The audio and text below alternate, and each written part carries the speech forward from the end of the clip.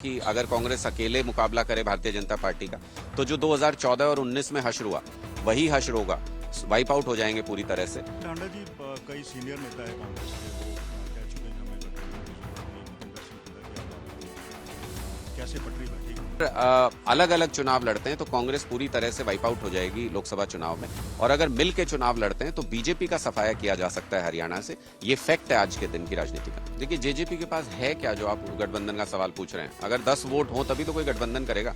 मुझे लगता है जेजेपी हरियाणा की राजनीति के लिए अब इतिहास हो चुकी है, उनको एक मौका मिला था। हमारे साथ मौजूद हैं आम आदमी पार्टी के वरिष्ठ नेता अनुराग ढांडा, उनसे बातचीत करेंगे हरियाणा से जुड़े हुए कुछ मुद्दों को लेकर। ढांडा जी, लोकसभा के चुनाव सिर पर हैं, कह लीजिए, गठबंधन की क्या तैयारियां चल रही है? देखिए, गठबंधन पे चर्चा चल रही है, कोऑर्डिनेशन कमेटी उस पे बातें कर रही है, बहुत डिटेल में वो चर्चा हो रही है और अच्छे माहौल में वो चर्चा हो रही है। हमें उम्मीद है कि बहुत जल्द फैसला होगा हरियाणा के अंदर भी किस तरीके से सीट शेयरिंग होगी उसको लेकर के, और फिर सब चुनाव मैदान में उतरेंगे। आपने कहा कि कांग्रेस अगर आपके साथ गठबंधन करती है, हाथ मिलाती है, तो हम 10 सीटें जीत सकते हैं, और अगर नहीं मिलाती है तो हार का सामना करना पड़ सकता है। नहीं, ये मैं नहीं कह रहा, ये तो हरियाणा के लोग कह रहे हैं। मुझसे तो किसी ने सवाल किया तो मैंने बताया कि मुझे हरियाणा में जगह जगह ये सुनने को मिलता है कि अगर कांग्रेस अकेले मुकाबला करे भारतीय जनता पार्टी का तो जो 2014 और 19 में हश्र हुआ वही हश्र होगा, वाइप आउट हो जाएंगे पूरी तरह से। लेकिन आम आदमी पार्टी का एक मजबूत संगठन, एक मजबूत पार्टी अब हरियाणा के अंदर हमारा एग्जिस्टेंस है। अगर कांग्रेस और आम आदमी पार्टी मिलकर लोकसभा चुनाव लड़ते हैं, पूरे हरियाणा में गांव गांव में ये चर्चा है कि 10 की 10 लोकसभा सीटों पे भारतीय जनता पार्टी को हराया जा सकता है। और मुझे लगता है कि एक बहुत अच्छा मौका है जब अगर कांग्रेस इस गठबंधन को, इंडिया गठबंधन को आगे ले जाना चाहती है और मजबूत तरीके से लोकसभा चुनाव लड़ना चाहती है, तो हम बीजेपी को हरियाणा से वाइप आउट कर सकते हैं। लेकिन ढांडा जी, कई सीनियर नेता है कांग्रेस के, वो कह चुके हैं कि हमें गठबंधन की जरूरत नहीं है, भूपेंद्र सिंह हुड्डा की आप बात कर लीजिए, कैसे पटरी बैठेगी फिर? नहीं, मुझे नहीं लगता। मुझे लगता है कल उन्होंने बयान दिया था कि कोई ऐसी रार नहीं है, कोई ऐसा वो टसल नहीं है, और उस पर बातचीत चल रही है। कोऑर्डिनेशन कमेटी को तय करना है, उसमें ना मुझे तय करना है ना हुड्डा साहब को तय करना है कि जरूरत है कि नहीं है। कोऑर्डिनेशन कमेटी उस पर बात कर रही है, जो ऊपर के लेवल की बात है, हमारे से और हुड्डा साहब से ऊपर के लेवल की बात है। सेंट्रल लीडरशिप उस पर चर्चा कर रही है। मुझे लगता है कि अच्छा रिजल्ट उसका निकलेगा चर्चा का, और कहीं ना कहीं एक निर्णय पर पहुंचेंगे। 10 की 10 लोकसभा सीटों पर तैयारी तो हम भी कर रहे हैं। एक एक गांव के अंदर संगठन तो आम आदमी पार्टी भी बना चुकी है, कांग्रेस भी अपनी तैयारी कर रही है। लेकिन मैंने तो जो पब्लिक परसेप्शन है वो मैंने बताया कि अगर अलग अलग चुनाव लड़ते हैं तो कांग्रेस पूरी तरह से वाइप आउट हो जाएगी लोकसभा चुनाव में, और अगर मिल के चुनाव लड़ते हैं तो बीजेपी का सफाया किया जा सकता है हरियाणा से। ये फैक्ट है आज के दिन की राजनीति का। गठबंधन को लेकर पंजाब में पेच फंसा हुआ है, चंडीगढ़ में लगभग होने को है, या कह लीजिए ऐसे सोर्सेज बता रहे हैं। हरियाणा में क्या पेच पर है, कितना डिले, कब तक उम्मीद करेंगे? मुझे नहीं लगता कि आपके सोर्सेज क्या बता रहे हैं, मैं उस पर कमेंट नहीं कर सकता। लेकिन मैं ये जानता हूं कि बहुत अच्छे सौहार्दपूर्ण वातावरण में बहुत डिटेल्ड डिस्कशन हो रही है सीट शेयरिंग को लेकर के, और हमें उम्मीद है कि अच्छी डिस्कशन होगी और उसका अच्छा रिजल्ट निकल करके आएगा। अगर फर्ज कीजिए कांग्रेस के साथ गठबंधन नहीं होता है, कुछ ऐसा होता है, और तो कोई दूसरी पार्टी का विकल्प देख सकते हैं जिनके साथ गठबंधन के लिए आप जा सकते हैं? मेरा उदाहरण जेजेपी को लेकर है, अगर बीजेपी और उसका गठबंधन टूटता है तो जेजेपी के साथ हो सकता है क्या?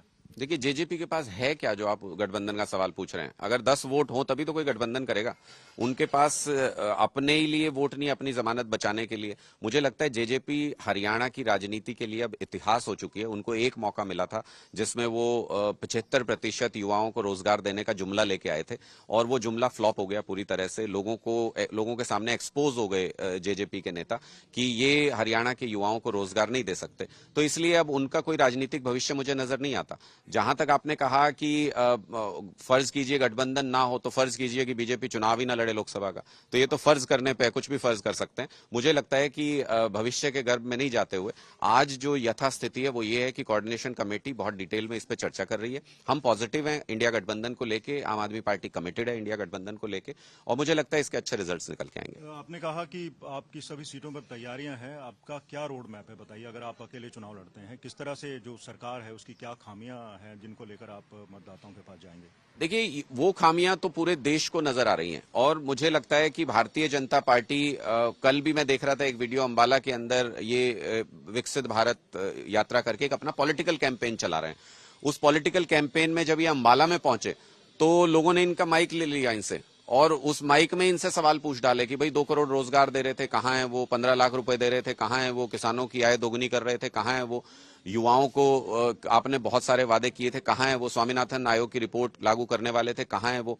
तो मुझे लगता है कि ये सारे सवाल लोगों के जहन में हैं। बीजेपी अपने हर प्लेटफॉर्म पे जो भी उसने वादे किए थे उसमें फेल साबित हुई है। इनको जवाब देना पड़ेगा जब ये जनता के बीच में आएंगे। और आम आदमी पार्टी का एक एक कार्यकर्ता इनसे सवाल पूछने को तैयार है। एक एक गांव में 21-21 मेंबर्स की कमेटी हम पूरे हरियाणा के अंदर बना चुके हैं। 28 जनवरी को बदलाव जनसभा जींद के अंदर करने जा रहे हैं, जो हरियाणा के इतिहास में सबसे अद्भुत, आज तक ऐसी रैली नहीं हुई होगी, ऐसी रैली होने जा रही है जिसमें हरियाणा के एक एक गांव से, एक एक वार्ड से लोग पहुंचेंगे उसमें हिस्सा लेने के लिए। हरियाणा की राजनीति को बदल देगी ये बदलाव जनसभा। हरियाणा में बेरोजगारी एक बहुत बड़ा मुद्दा है और भर्ती को लेकर कई सवाल उठते रहे, पेपर भी काफी लीक हुए हैं। आपने अभी हाल ही में अभी थोड़ी देर पहले प्रेस कॉन्फ्रेंस में कहा कि बाहर के लोगों को नौकरियां दी जा रही है, क्या आप सबूत पेश कर पाएंगे इसको साबित करने के लिए? मैंने तो आपके सामने आंकड़े रखे कि जो कृषि विभाग के एडीओ की भर्ती हुई थी उसमें 23 जनरल कैटेगरी के सिलेक्शन हुए थे, उसमें से 16 बाहर के उम्मीदवार थे।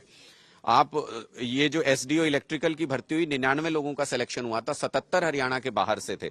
लेक्चरर ग्रुप बी की 157 लोगों की भर्ती हुई, 103 लोग बाहर के थे। यानी 70%, 78%, 66% लोग जो है। असिस्टेंट प्रोफेसर पॉलिटिकल साइंस की 18 लोगों की भर्ती हुई, 11 उम्मीदवार बाहर के थे, वो 61% होता है ये लगभग। तो 60 से लेके 80% तक अगर बाहर के लोगों का सिलेक्शन हो रहा है तो इसका मतलब हरियाणा सरकार सुनियोजित तरीके से एक साजिश कर रही है हरियाणा के युवाओं के खिलाफ। कह तो आप रहे थे 75% हरियाणा के युवाओं को देंगे, लेकिन 75% बाहर के लोगों को रोजगार दे रहे हैं। हरियाणा के युवाओं से रोजगार छीन रहे हैं। हरियाणा का युवा बेरोजगारी की वजह से नशे की लत में जा रहा है। हरियाणा के सरकारी विभागों में इम्बैलेंस क्रिएट करने की कोशिश हो रही है, युवाओं को भड़काने की कोशिश हो रही है, बाहर के लोगों को ज्यादा संख्या में लाके हरियाणा के सरकारी विभागों पे कब्जा कराने की कोशिश हो रही है। इसका हम लोग विरोध करते हैं पूरे तरीके से। और 2 कदम जो सरकार ने उठाए वो हरियाणा के युवाओं के ताबूत में आखिरी कील की तरह हैं, जिसमें उन्होंने जो पिछड़े वर्ग को और जो आय के हिसाब से कम आय के लिए जो अंक मिलते थे हरियाणा के युवाओं को, वो बाहर के लोगों को भी देना शुरू कर दिया, वो 20 अंक। तो यानी अब हरियाणा के युवाओं का हक वहां भी मारा गया। और लास्ट में अब हरियाणा के डोमिसाइल की जो जरूरत होती थी हरियाणा के आवेदक को, अब वो डोमिसाइल की जरूरत खत्म कर दी। कोई भी बाहर का व्यक्ति कागज पे लिख के साइन कर दे कि मैं भी हरियाणा का हूं तो हरियाणा का मान लेंगे उसको। तो मुझे लगता है कि ये सारी चीजें उस साजिश की तरफ इशारा करती हैं जिसमें सरकार चाह रही है कि बाहर से ज्यादा लोगों को सिलेक्ट करके हरियाणा के सरकारी विभागों में स्थापित किया जाए।